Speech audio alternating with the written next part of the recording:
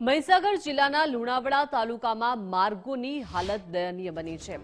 હોસેલિયાથી ભલાડાને જોડતો મુખ્ય માર્ગ છેલ્લા ઘણા સમયથી બિસ્માર હાલતમાં હોવાથી આસપાસના 4 જેટલા ગામના લોકો ત્રાહિમામ પોકારી ઉઠ્યા છે।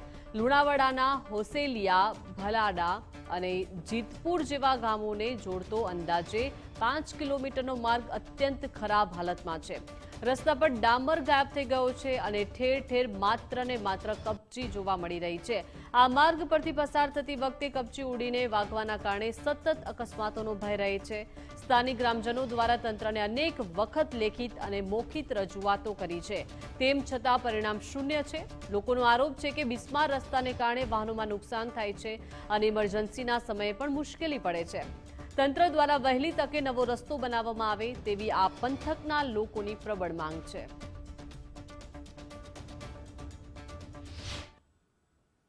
ભલાડા જે ચોકડી ઉપર ઉભા છીએ, જ્યાં અમદાવાદ હાઈવે અહીંથી 2 કિલોમીટર દૂર રહે છે, ત્યાંથી જીતપુર, ભલાડા અને હોસેલિયા જે રસ્તો આવે છે એ રસ્તો તદ્દન એકદમ નાજુક છે। જો કે ચાલીને બી ના આવી શકાય એટલી બધી કપચી છે અને બાઇકો બહુ બધા માણસો પડે છે। પછી અમારે એટલી બધી તકલીફ છે, સરકારને બહુ બધી રજૂઆત કરી। કમસે કમ 4 થી 5 હજારની વસ્તી છે, એમાં જીતપુરના, હોસેલિયાના અને ભલાડાની 4 હજારની વસ્તી છે।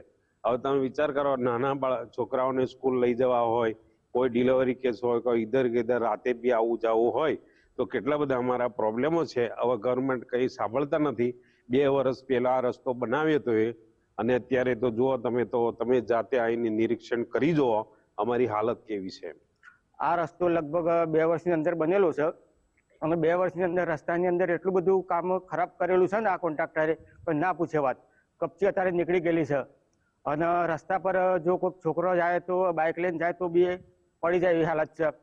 ચાલુ બસાડે એવી પરિસ્થિતિ નહીં અને લગભગ 4 થી 5 એક્સિડન્ટ થયા છે અહીં અને કોઈ આ સરકાર હોભળતી જ નહીં આ વાતને। અને સરકારને ઘણા ખરા આ વાતનું ઉલ્લેખ કરેલો છે પણ સરકાર બિલકુલ ધ્યાન લેતી નથી। હું સ્કૂલ વાન ચલાવું છું, પણ એટલો નાજુક, એટલો ખરાબ રસ્તો છે ને કે સ્કૂલના બાળકોને લઈ કઈ રીતે જવા, બરોબર, એવી તકલીફ છે।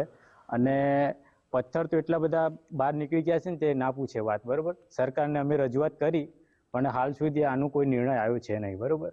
તો મારી સરકારને દરખાસ્ત છે કે જલ્દી આ રસ્તો બનાવી શકે। અને અત્યારે રસ્તાની હાલત એટલી બધી ખરાબ છે કે લગભગ કપચી સિવાય કશું બીજું દેખાતું નહીં।